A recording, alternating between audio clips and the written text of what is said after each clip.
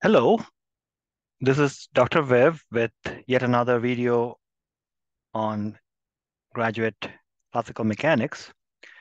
Today we shall explore the connection between symmetry and conservation laws, specifically what's called Noether's theorem. Now there are several versions of Noether's theorem. The elementary ones occur in classical mechanics and classical field theory, and the more complicated ones occur in quantum field theory and so on. So we are only going to look at the ones that occur in classical physics.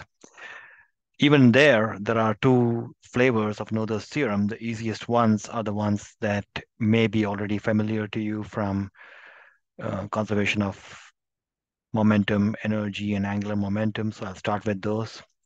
And then I'll get into the more generalized versions of Noether's theorem, which involve adding an exact differential to the action functional. And from that, we get the Noetherian charge. So the first part of this video is going to be rather elementary, and then the second part is going to be somewhat advanced. Let's start with the most basic idea of Noether's theorem. Emmy Noether, famous woman mathematician, or I should say famous mathematician who happened to be a woman in the early part of the 20th century. Einstein certainly considered her as one of the greatest to have ever lived. And she made some great advances in interpreting some symmetries of Einstein's general relativity, known today as the diffeomorphism group of GR. Her main contributions, though, were in the field of abstract algebra. She kickstarted the whole field of abstract algebra. So anyway, with that introduction, let's settle down to discussing the great theorem of Noether. So simply put, we can state that Noether's theorem says that to every group symmetry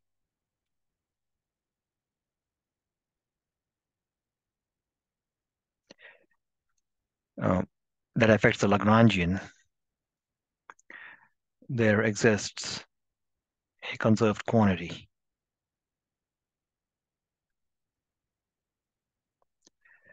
Now, to keep the discussion simple, at least initially, because it's going to get plenty abstract soon, let's take the most basic treatment, and that is, I'll call this the baby case of one particle in 3 dimensions, and see what we can get from that. So first, I would like to prove that the notion of time translation invariance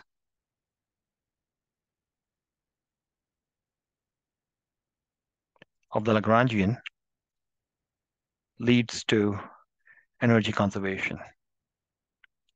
So what this means in plain words is that if you do the same experiment today and the same experiment tomorrow, or maybe a million years from now, and the results are the same, then that means energy must be conserved. So there can be no two ways about it. Energy has to be conserved if this time translation invariance of the Lagrangian holds. So let's start by writing the Lagrangian, since it's just a single particle Lagrangian. It's easy to write. The Lagrangian is a function of just the generalized coordinate q, which could be x, y, z, if you like, q dot, and time. So in this case, it's not going to depend on time because we have said that it's time translation invariant. So that's just going to be 1/2 m q dot squared, the kinetic energy, minus the potential energy, which could be a function of q. So here q is some arbitrary vector in R3, which are generalized coordinates. Like I said, Q could be X, Y, Z, for example.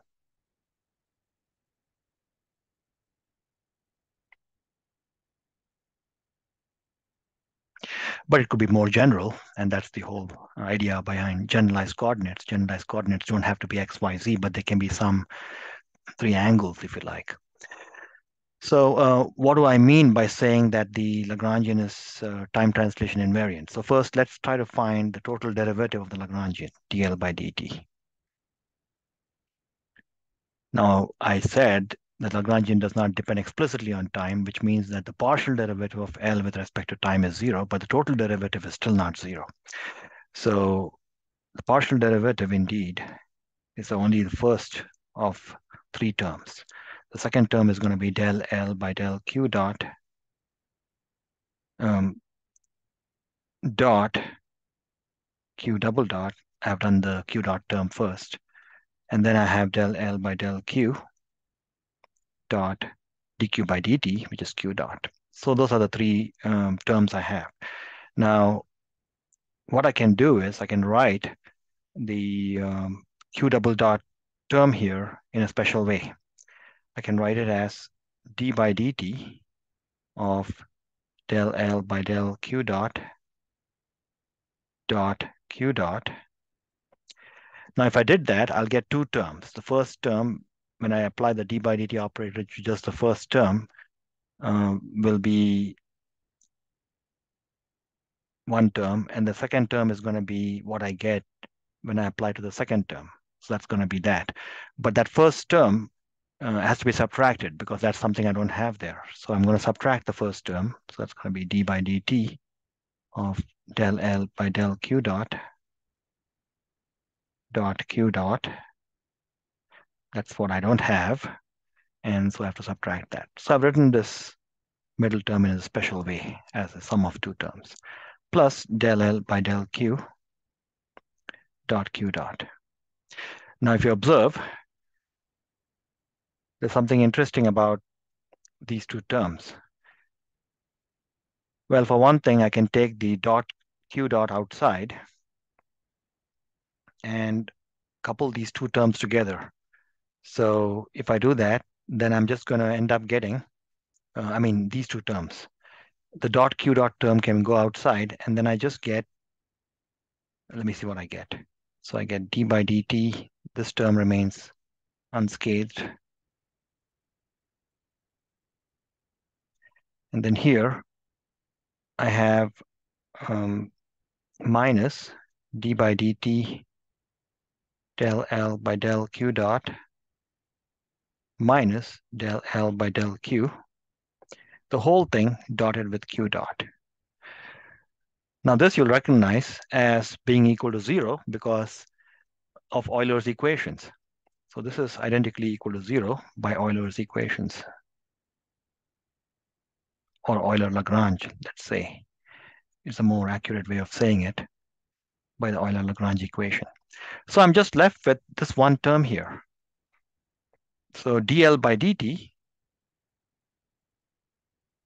is just going to be equal to d by dt of del L by del Q dot Q dot. Well, let's save that. Now, because of our special way of writing the Lagrangian as 1/2 mq dot squared, we can actually evaluate this. Del L by del Q dot is just d by dt of mq dot, because when you differentiate q dot squared, you get 2 times q dot, which cancels the 2 there. So I just get mq dot Q dot. Well, that's just going to be d by dt of mq dot squared.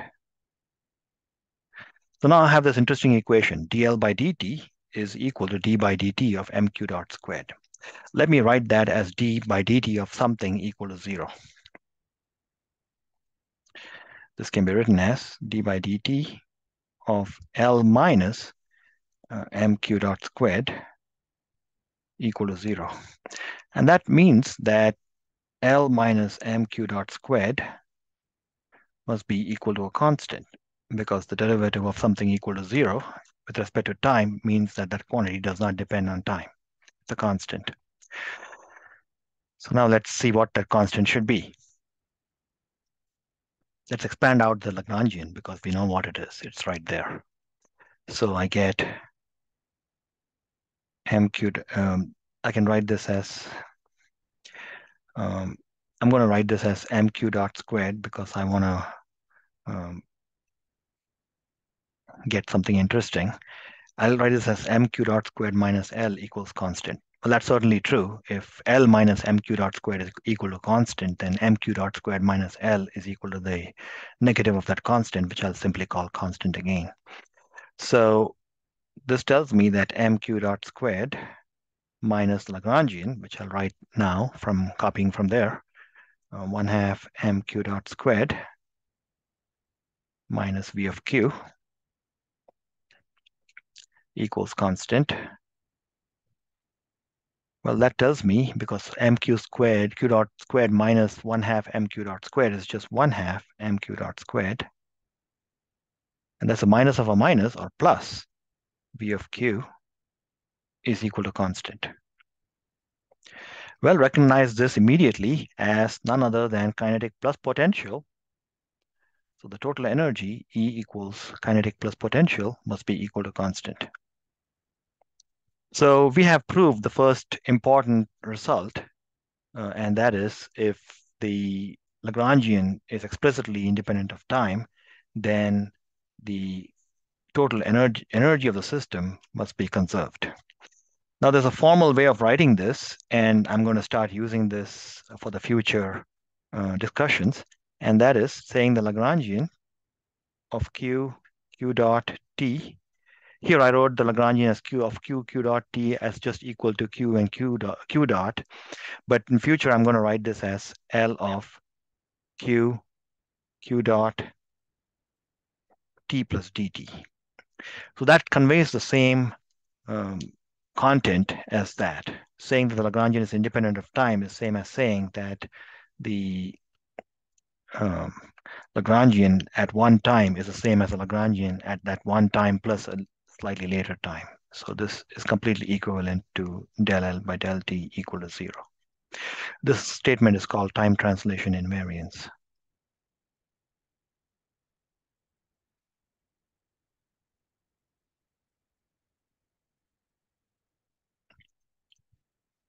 All right, the next Noether's theorem concerns itself with linear momentum invariance, or more specifically, the space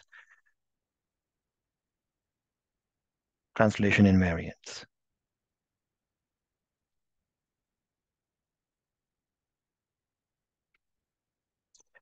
What kind of symmetry is this? Imagine you did some experiment in Rochester, New York, and then you repeated the same experiment in Buffalo, New York, and nothing changes. Well, that means, according to Noether, that linear momentum is conserved.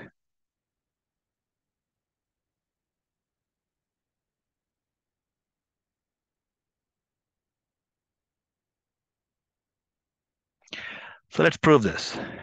How can something as simple as saying that two experiments don't change if they are done in one place versus another place imply something as deep as linear momentum is conserved? So what I'm going to do is I'm going to change the location. So the generalized coordinates in the new place is going to be what it was in the old place plus epsilon. You can think of epsilon as the distance between the two places. But of course, we won't take two places as far away separated as Rochester and Buffalo. We'll instead have this idea of the spaces being separated by a small amount, just as the time here is separated by a small amount, t plus dt. So epsilon is going to be very small in what follows. Now, when you do this, with epsilon being fixed, then generalized velocities will not change. So q dot will go to q dot plus epsilon dot, and since epsilon is a constant vector, you're going to get q going to q dots. So the new Lagrangian, which I'll call L prime, is the Lagrangian, the old Lagrangian, evaluated at this new location. . 。 . 。 . 。 . . . . . . . . . . . . . . . . . . . . . . . . . . . . . . . . . . . . . . . . . . . . . . . . . . . .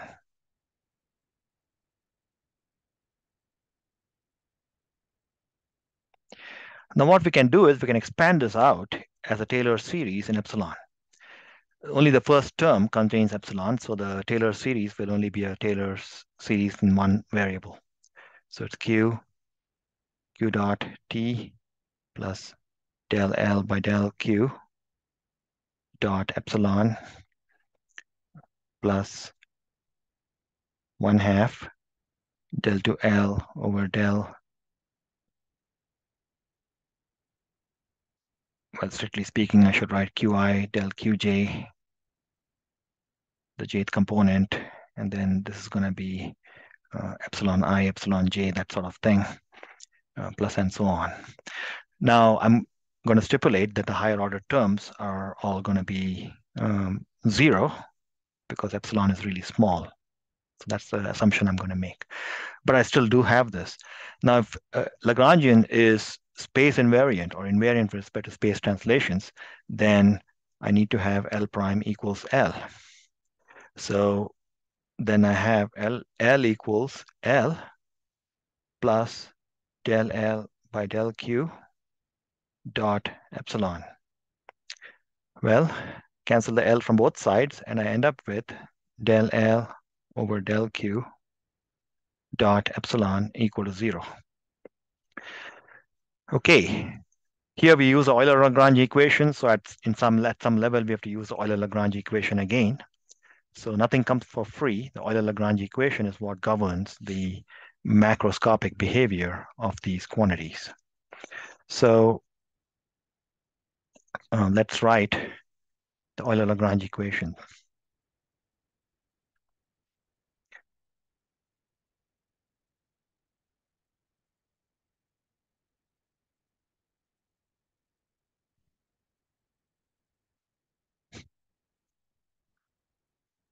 That equation is del L by del Q equals d by dt of del L by del Q dot.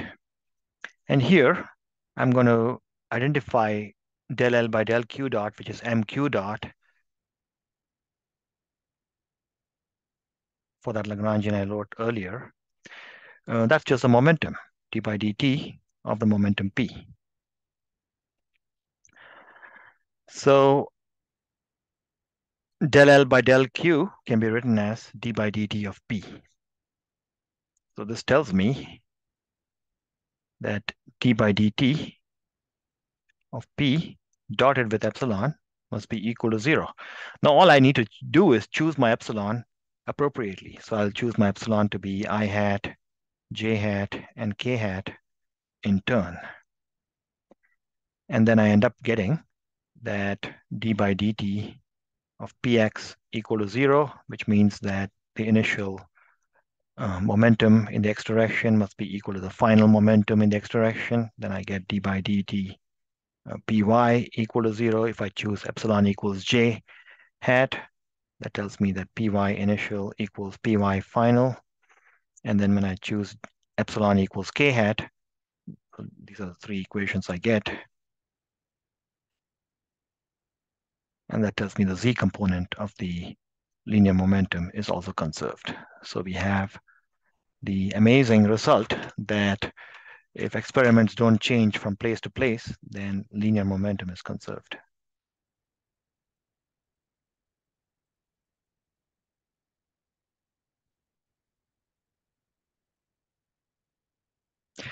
To round out the elementary treatment of Noether's theorem, let us also do one last thing, and that is rotational invariance.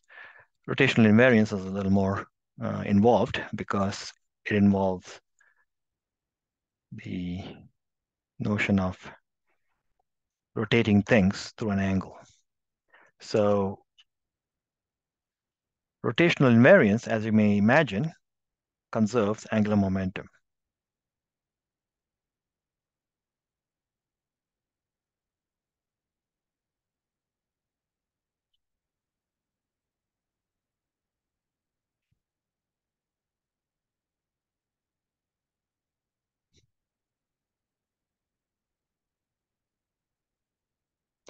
Now, even though when I do the advanced version of Noetherian charges, you can dream up of any weird conservation quantity. And in fact, there are a few weird ducks out there.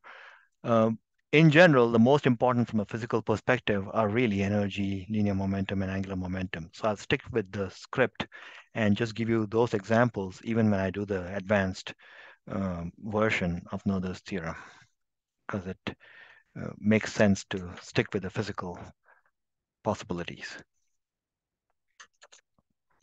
All right, let us look at what happens when things don't depend on angle. So suppose you do an experiment pointing in one direction in the sky, and you do the same experiment pointing in a different direction in the sky, and you find the two experiments give you the same result.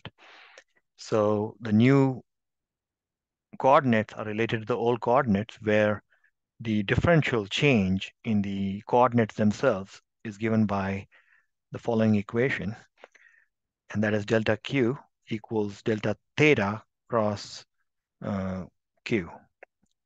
Now, one way to rationalize that cross product is to imagine that you have the original vector q here and the new vector q prime, I'll call it, over there. And then they're related by this rotation, delta theta. Now, the way it works is delta theta is a vector that's perpendicular to both q and to q prime. So you have something like that.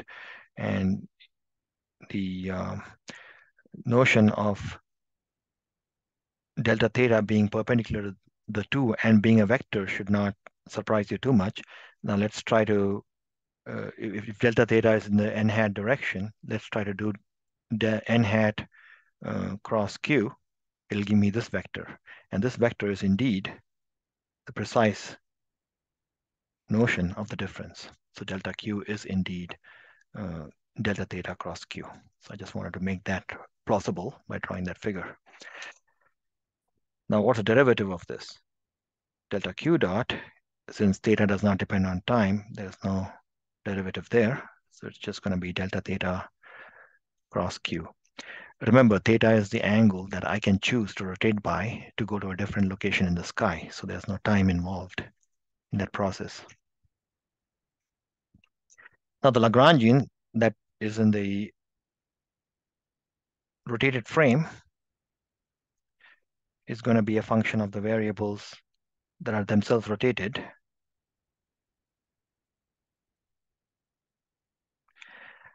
And again, now we Taylor expand in two variables. So this is going to be equal to Lagrangian L at q dot t plus the derivative of L with respect to q dotted with delta q plus the derivative with respect to q dot dotted with delta q dot plus higher order terms, which I'll write as HOT. And if L prime is equal to L, then we must invariably conclude that these higher order terms are zero. Then we have to conclude that del L by del Q dotted with delta Q plus del L by del Q dot dotted with delta Q dot must be equal to zero. So let us see how this simplifies. Once again, we have to use Euler-Lagrange at some point. Now, del L by del Q dot is MQ dot, which is P. So let's write that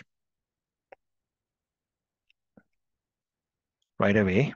And the first term can be modified using the Euler-Lagrange equations as d by dt of P. We've done this over there. So d by del L by del Q can be written as d by dt of P. So I'm going to use that same thing there, d by dt of P. So the first term is that dot delta Q plus del L by del Q dot is just P dot delta Q dot. Now, let's stare at that for a second. You have two terms, and it looks like in the first term, you differentiate the first term and leave the second term unchanged. And the second term, you leave the first term unchanged and you differentiate the second term. Well, that's just the product rule.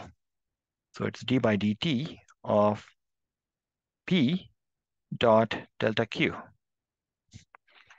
Okay, now the big question is, how do you take that statement and convert it into angular momentum? So, well, that's the interesting question. Well, what we can do here, though, is from this alone, you can immediately conclude that p dot delta q must be constant because the derivative of that quantity with respect to time is 0. Now I can use this fact. Delta q is delta theta cross q.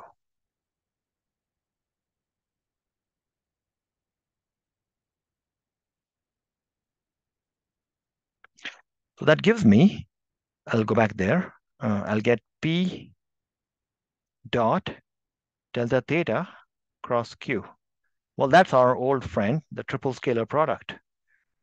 It's p delta theta and q. Now this can be written, you can permute it, and you'll get the same answer. So I can write this as delta theta q p, or I can also write this as q p delta theta. And all that must be equal or constant. Well, now let's recognize what that is. That tells me that q cross p dot delta theta must be equal to a constant. And q cross p is the angular momentum, L, dot delta theta equals constant. Now, just like here, we can take delta theta to be equal to I hat delta theta, j hat delta theta, and k hat delta theta in turn. And I won't write it out. It's just like that. And that'll tell us that Lx, Ly, and Lz are conserved.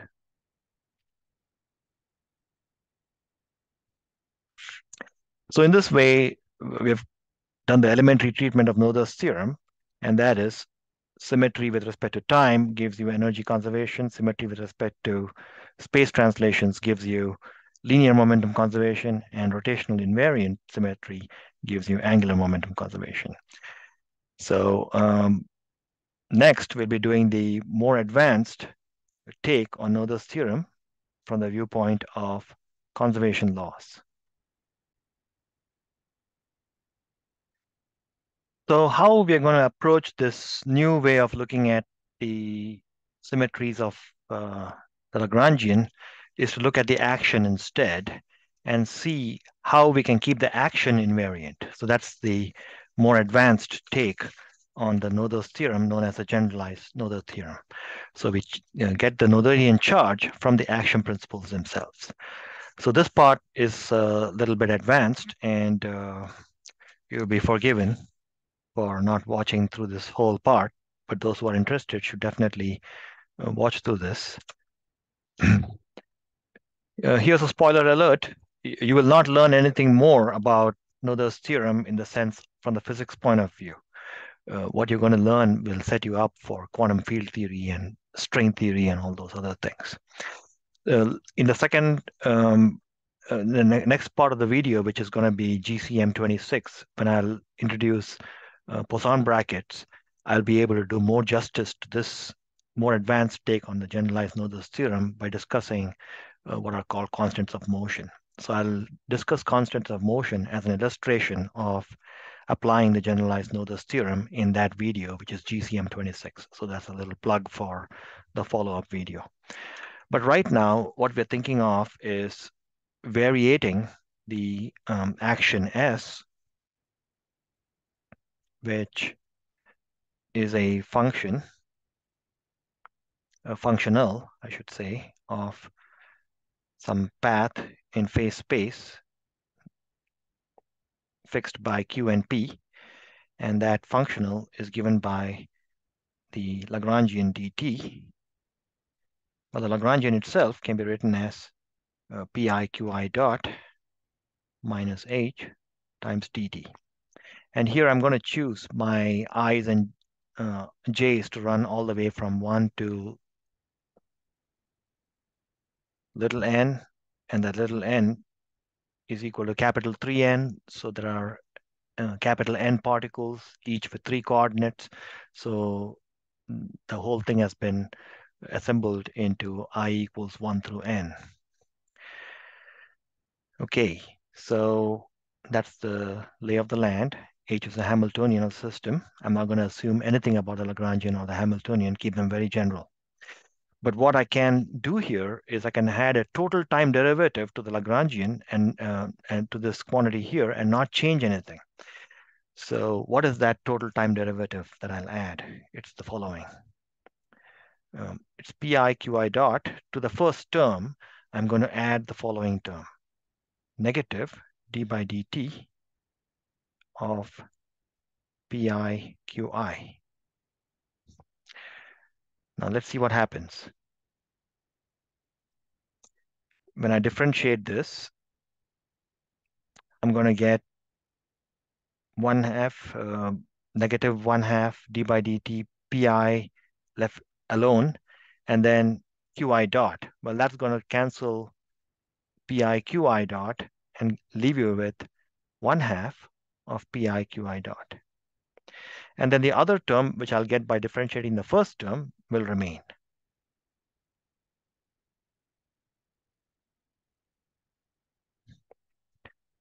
Now, I wrote this in a special way. Instead of writing pi dot first and then qi, I wrote qi first and then pi dot, because I want to introduce a very interesting notation, and that is the z notation. Z is going to be the assembly of q and p, written as a column vector. Then I'm also going to introduce a matrix called omega mu nu. So when I say z mu, I can either mean the first little n coordinates are going to be the q1, and the n plus 1 through 2n coordinates are going to be the ones of p. So mu is going to go from 1 through 2n. So omega mu nu is going to be the matrix 0, 1, negative 1, 0. This is a very important matrix. It's known as a symplectic matrix. That one is a serious one, which means it's an n-dimensional one. And these zeros are n-dimensional, so I'll write it as script. And then we'll introduce the inverse of this matrix, omega inverse mu nu, 0, minus 1, 1, and 0. So these are 2n by 2n matrices.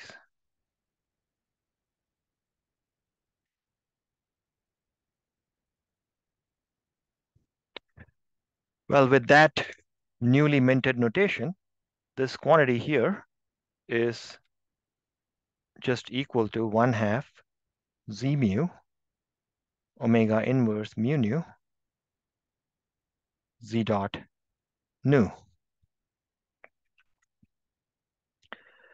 So the action, written now as a function of the z's, so if I write z like that, I mean q's and then p's. So that's a common usage in phase space. Well, that's going to be the newly modified action with this modification of adding a total derivative is going to look like this. 1/2 z mu omega inverse mu nu z dot nu minus h of z dt. Let's see what happens when you variate the action. Well, you're going to end up getting the famous equations known as Hamilton's equations. So let's see what happens. Delta S over delta Z mu equal to 0. Well, I get the first term when I variate, I lose this one. The second term when I variate, I'll get just the derivative. So let's do the both terms one by one. So 1/2 omega inverse mu nu z dot nu. Now, don't forget that because omega is a skew symmetric matrix, there's also going to be terms with these appearing with nus and those appearing with mu's. So we also have to worry about that. So I get negative 1/2 z dot nu omega inverse nu mu. So what I've done here is I've used the skew symmetry of this matrix, put a negative sign, move that there, and move the z mu to the other side and differentiate it. This way I give equal treatment to the z mu at both places. Okay, and now I'll do this one. That's the derivative of h with respect to z mu, which I'll call h comma mu. That's a common notation in general relativity.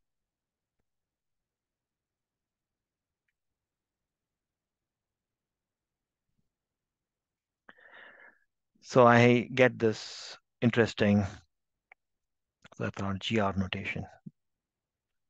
Comma means partial derivatives. Now this, because of skew symmetry, when I write omega inverse nu mu as omega inverse mu nu, I get a plus sign, and then I get half plus half, which is 1. So that's omega inverse mu nu c dot nu minus h of mu.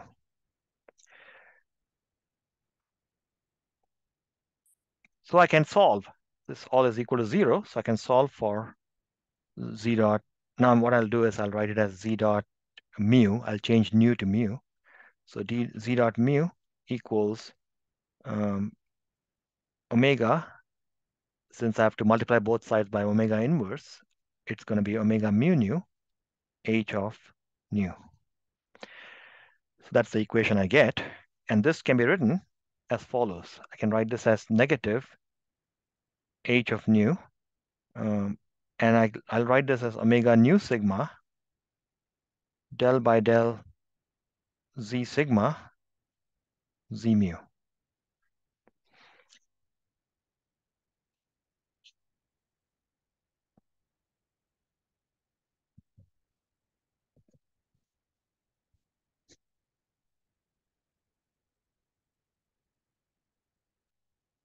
All right. Now, how did I get that equation? Well, this part is just delta mu sigma, because the derivative of one spatial coordinate with respect to the other is just the delta function of those two things. So that's like saying delta x, if I have del xi over del xj, well, that's definitely going to be delta ij, because unless xi equals xj, you're going to get a 0. For example, derivative of x with respect to y is 0, but derivative of x with respect to x is 1. So that's how I get that. So I can fake introduce this thing. The reason I did that is because I want to somehow involve z mu in the picture, because this is the Hamilton's equations.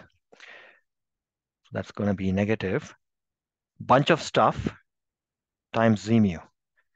And this bunch of stuff is called the Hamiltonian vector field, which I'll write as h squiggly times z mu. So this is Hamilton's equations.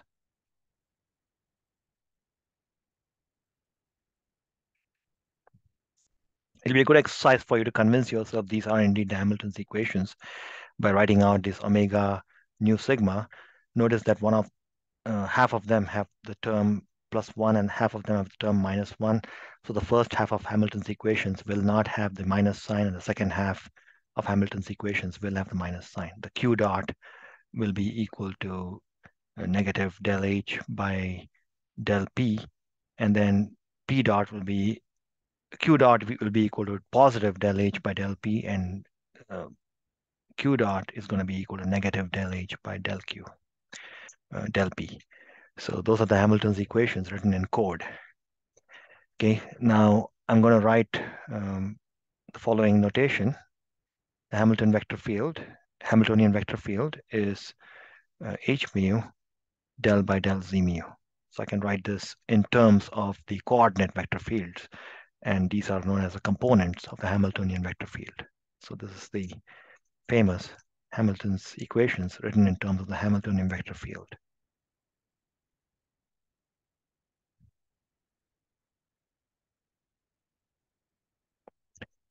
All right, so that is the preliminaries we need to get into the Noether's theorem in a generalized setting. Let's talk about the generalized Noether's theorem. So what we're going to now assume is that there is some set of transformations of the z's that only change the way the integrand of s by a total time derivative. So this is a general discussion of the generalized Noether's theorem.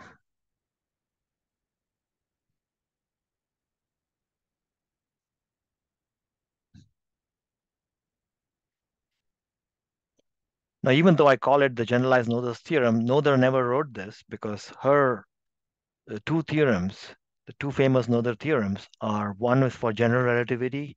That's the first Noether's theorem. That's well beyond the scope of this course. And the second Noether's theorem is the one for field theory. So even that is beyond the scope of the course. So I don't think Noether ever bothered to write something as simple as what I'm about to show you. Well, that alone should tell you how great she is, because this stuff I'm about to tell you is far from simple. So suppose there exists a Lie group of transformations.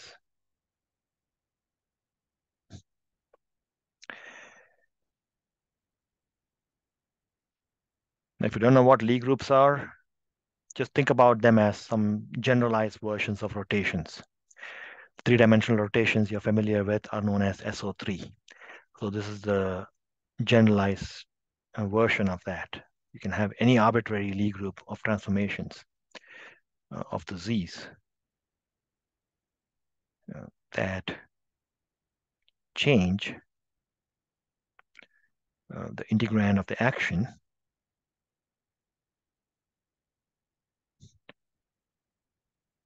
by a total time derivative.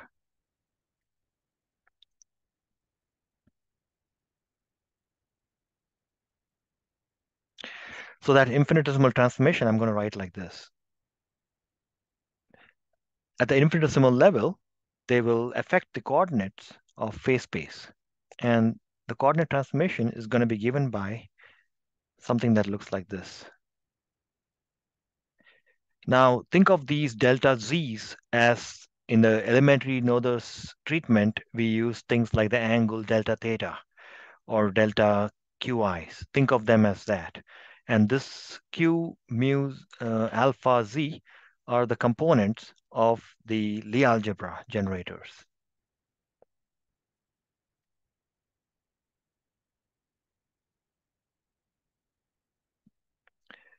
So the Lie algebra vector generators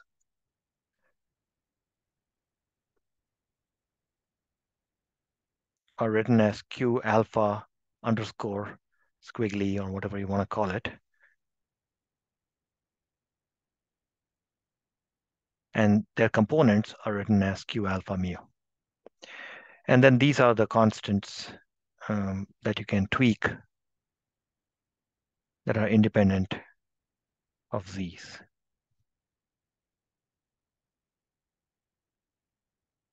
So observe how general it is. In our previous examples where everything got rotated by the same angle, well, this tells us that no, you can stay at a particular point in phase space and rotate it separately with transformation, rotated by some angle, but does not depend on the z's. But these transformation matrices are going to be localized at that z. So they can change from z to z, one z to another z. So it's very general, way more general than anything we did previously. So these generators of the Lie algebra satisfy the following relations known as the commutation relations of the Lie algebra. Q alpha, Q beta, this is called the Lie bracket, is going to be negative Q gamma times C gamma alpha beta. So this is called the structure equation of the Lie algebra.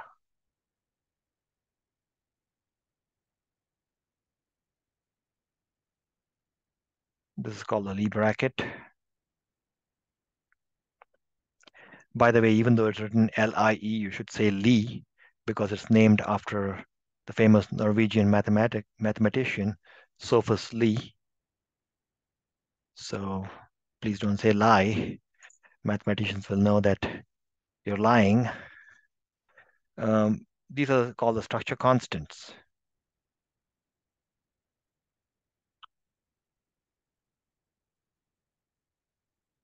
Of either the Lie group or the Lie algebra. It's usually called the Lie group structure constants. As an example, for SO3, which is the example we'll take soon, the structure constants C gamma alpha beta will turn out to be epsilon gamma alpha beta, where epsilon is the usual Levi-Civita tensor that we found earlier on when we discussed the cross product. Okay, now I'm going to define a quantity called T. T is whatever occurs inside this action after variating. Okay, so I'm going to call T dot alpha delta Z alpha as being the variation of this integrand.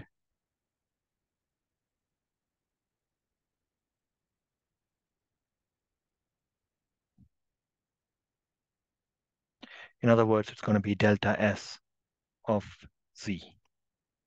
Now, delta S of Z is in fact a vector in the phase space. So that makes sense. Now let us put the transformation delta Z mu equals Q mu alpha Z delta Z of alpha in here. When we differentiate, I'm going to get two terms with that. So let me work on this. When I do delta Z on the first term, I end up getting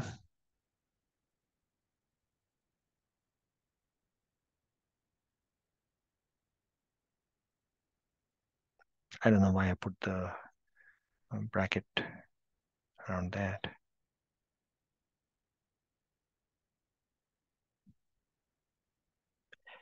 And then I have to interchange this using the skew symmetry to produce a new set of Z mu's.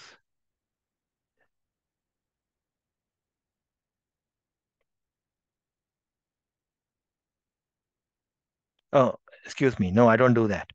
What I do instead is if I have a delta Z mu, the Z mu dots get affected the same way. So I'm not writing that equation. If I put a dot there, that gets affected the same way, except I take the derivative of this with respect to the Z coordinates. So let's see what that gives me.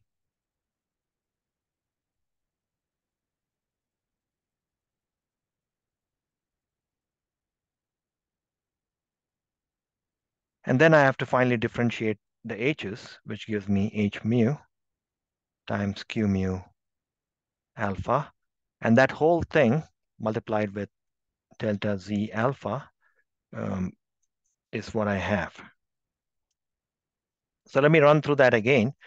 The first appearance of the q is from variating delta z, and the second appearance of the q is from variating z dots.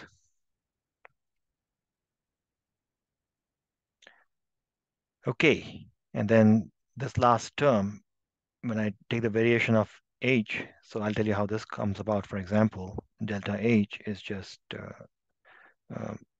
del h over del z mu, delta z mu, and that is just h of mu, and delta z mu is all of that. So you can see how this compressed notation really saves us a lot of writing. Well, not in this instance, because I'm showing you how it comes about, but in general, you can see how this compressed notation would save you a lot of writing.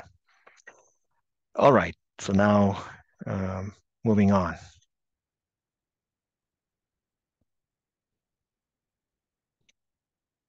However, T dots alphas can be written as T alpha mu Z dot mu. So I want to desperately introduce these Z dot mu's and then um, use that somehow.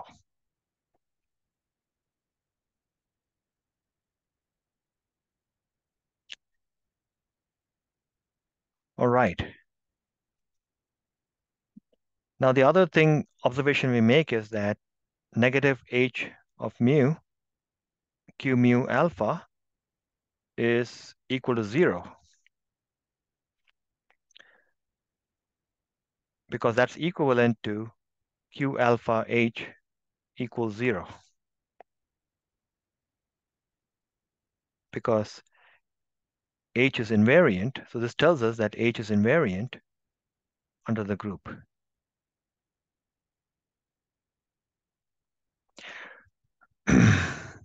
So if you have the Hamiltonian itself being invariant under the group action, then this equation comes for free. So now I have finally my equation here. This term is removed, and I have T alpha mu, because I've written T dot alpha here as T alpha mu Z dot mu. And then I've canceled the Z dot mu on both sides. So I end up getting this equation. I've made some index changes to write this out. And you can, those interested can show that this is what you get.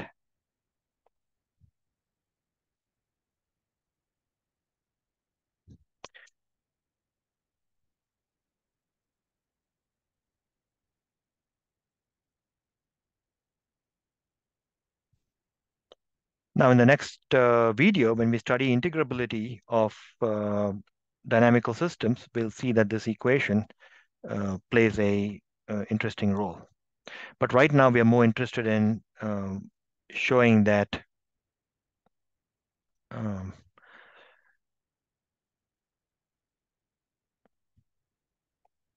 a certain quantity is conserved. So let's move to that result because I want to state Noether's theorem. So here's a little lemma. Omega inverse mu nu of Q alpha nu is exact.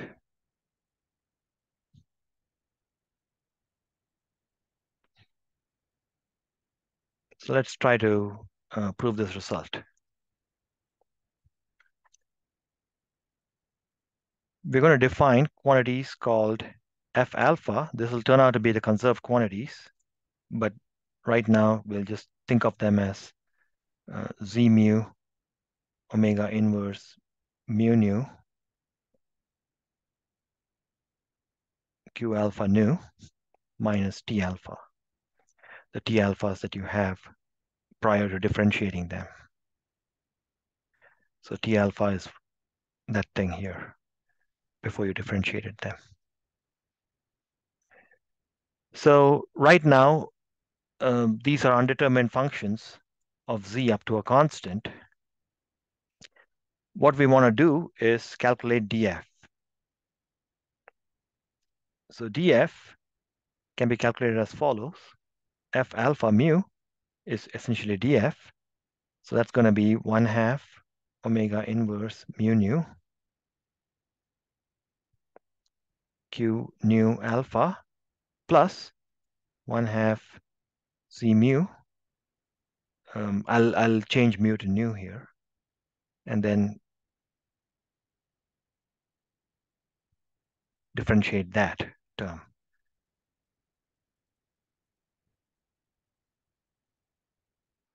Minus T alpha mu.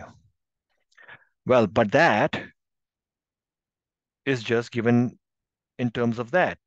So this is going to be omega inverse mu nu q nu alpha.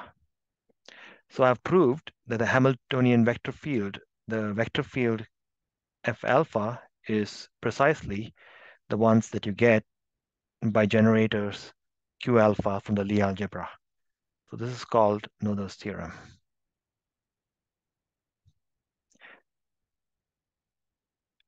So it's a fairly opaque thing what I've just done. I've variated the action using generators of the Lie algebra, and then I've shown you a certain quantity is exact, which means it's the d of a f, and I've defined f out of the blue and shown that d of the f is in fact that quantity which I claim to be exact. So we have Noether's theorem. Now let's take some examples. The same example I'll take, and just to keep things simple, I'll just do it in the coordinate space. I'll leave it as an exercise for you to replicate the same thing in entire phase space and show that angular momentum is conserved. But right now, the example I'll take is, I'll call this example 1, and I'll sketch details of example 2 for you. So the infinitesimal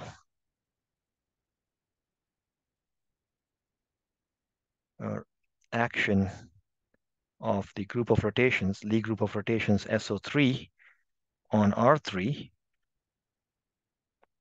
is of the form delta xi equals qij as a function of x delta zeta j. Zetas are just the rotation angles. Let's find the structure constants, okay? Alpha, beta, gamma. Let's find the structure constants. So let's see, a little picture might not be out of place. So I have a little rotation happening here. And what I've done is, I've drawn this picture before once. Let me draw it again, except I'll use x and xi instead of q and qi. That angle is delta zeta this time. And this difference is delta xi. So it's the same picture I drew before. Let's find out the delta x. Well, that's going to be delta zeta cross x. It's word for word what I did earlier.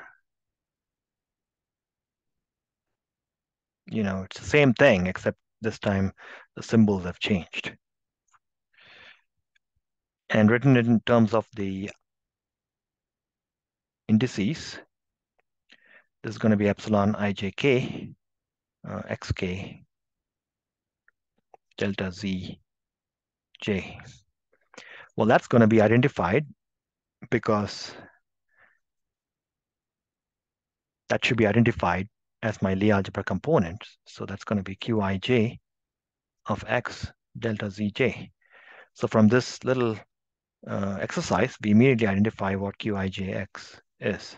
And indeed, it does depend on x. It's epsilon ijk xk. So the generators of the Lie algebra now, well, they're going to be qi squiggly equals qij del by del xj in local coordinates.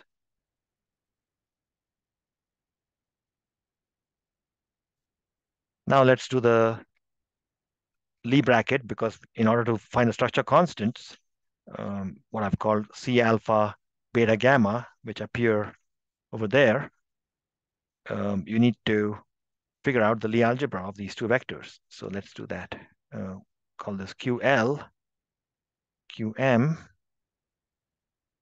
Well, QL is going to be epsilon LJK. Be liberal with your indices because you don't want to confuse them.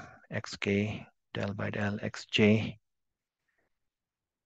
comma, epsilon MRS XS del by del XR. Okay, now the D bracket means one way minus the other way. So Should have explained this to you. That's what the Lie bracket is. So this tells me that Q squiggly L, Q squiggly M is going to be epsilon LJK. These epsilons are constant tensors, so I can take them outside. And then when I do the Lie algebra operation indicated there, I get, be very careful. When I do del by del xj of xs, I get delta js. And then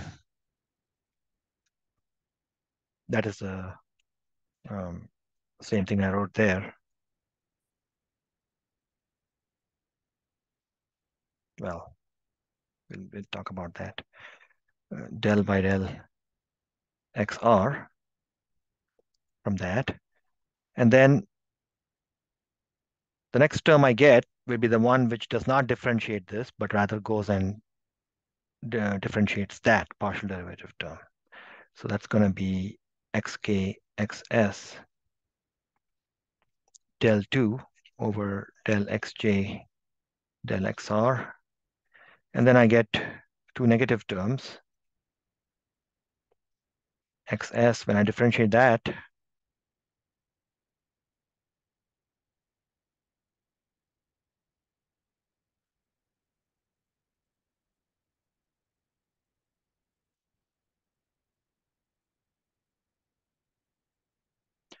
looks pretty complicated, but these two terms actually are zero because mixed partial derivatives commute, a fact called Clairaut's theorem.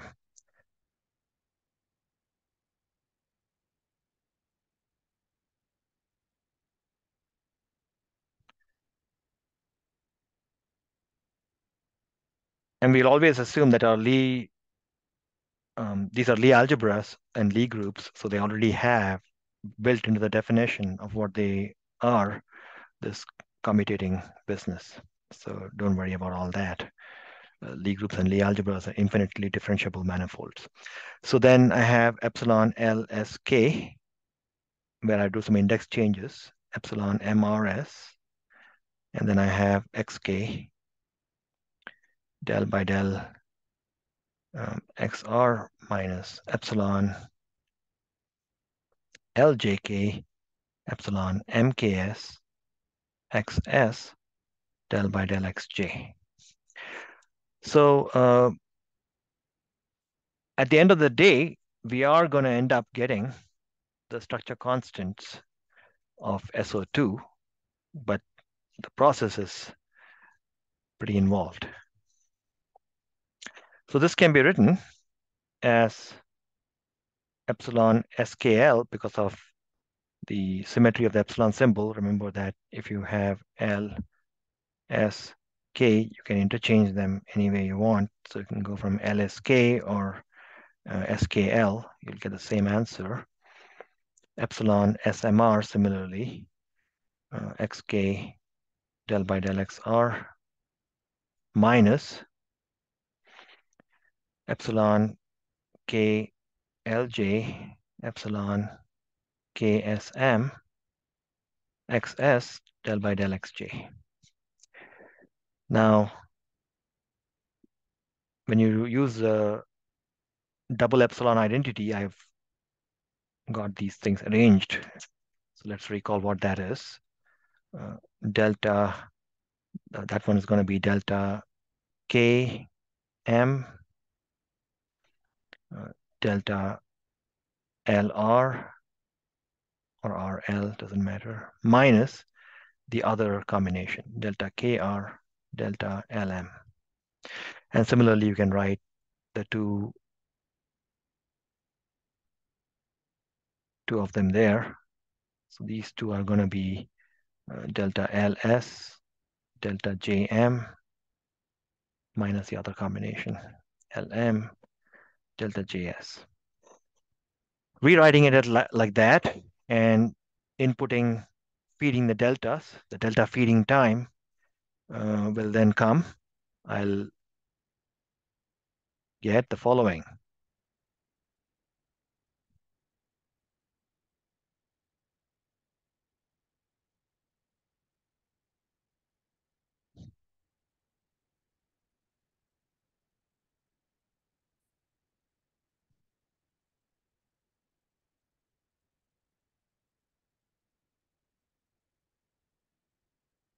Notice here that R and S are dummy variables. So these two just cancel out, and I just end up with this. So I can write this as negative of XL del by del XM minus XM del by del XL. Now I should somehow get a Q out of all this on the right-hand side, because I need to get Q times Q. The Lie algebra of Q equals C alpha beta gamma times another Q. That's my ultimate aim. So that's going to be arranged as follows. I can write this as delta L beta, delta M alpha. And after doing this calculation, these types of calculation enough, this will be second nature to you. But here it might seem like a little magic going on. All I've done is harness the power of the delta function. That's all. And then I've reverse used that identity. So I'm going to get epsilon ILM, epsilon I beta alpha, where I is some index of summation, x alpha del by del x beta. So finally, I've written this as epsilon ILM times Q tilde I, with Q tilde I equals Q I beta del by del x beta. And with Q I beta itself, none other than epsilon I beta alpha x alpha. So I have in fact shown that C gamma alpha beta or epsilon gamma alpha beta, the structure constants of the Lie algebra. The Lie algebra of SO2 is Gothic SO2, SO3, excuse me.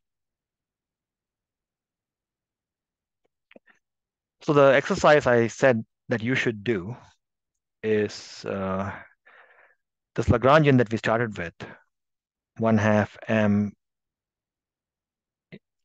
it's now going to be x dot squared instead of q dot squared, minus v of just the positions. Oh, I went back to q, but I meant x.